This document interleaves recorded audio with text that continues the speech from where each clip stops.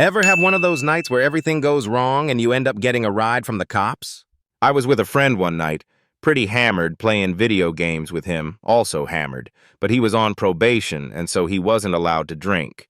Me and him have gone through many beer and his parents come in to check on us because it's late and we were being pretty noisy and one thing led to another and they find out and instantly go berserk. Since I don't like dealing with berserk parents and he was upstairs arguing with them, I had no way out except for the window. I decide to bail and climb out the window and start walking towards the bus stop. I make it to the bus stop around 11:45 p.m., and no bus has arrived yet, and most buses don't run past 1 o'clock a.m.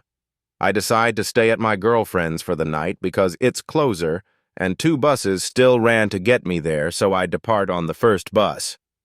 I arrive halfway to my girlfriend's house, but when I got there I realized the next bus doesn't come until 12:45, and it was only 12 Huntcock. It was also cold as balls out there, middle of winter in Alberta, so I do what any reasonable person would do at 12 a.m. Go up to the nearest apartment building and ring every single buzzer and tell them my Aunt Sylvia lives on floor 3 and I couldn't remember her apartment number. So after a little commotion, I make my way up the stairwell to floor number 3 and lay down and look at Reddit to pass some time. I wake up 2 hours later to a conversation I heard in the apartment next to me.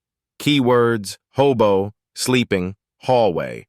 So I'm like, oh shit, they called the cops, what time is it? I gotta get the fuck out of here. So I ran down the stairs and out the back exit. As I come around the building still totally hammered, I see a cop car pull up and they didn't look at me twice. I was an innocent-looking 17-year-old. As soon as they come out of the building, I ask them if they're heading towards the West End because I missed the last bus, and so they said, yeah, we came from over there. Do you need a ride? So I said, yes, I do. After riding in the back of their car for 15 minutes, they arrive at the station, and I depart on my way to my girlfriend's and make it there safe and sound. TLDR. Drunk me misses last bus because I fell asleep in a random apartment complex and have the cops called on me for being a homeless guy sleeping in the building, get out of the building and catch a ride home with the cops that came to arrest me.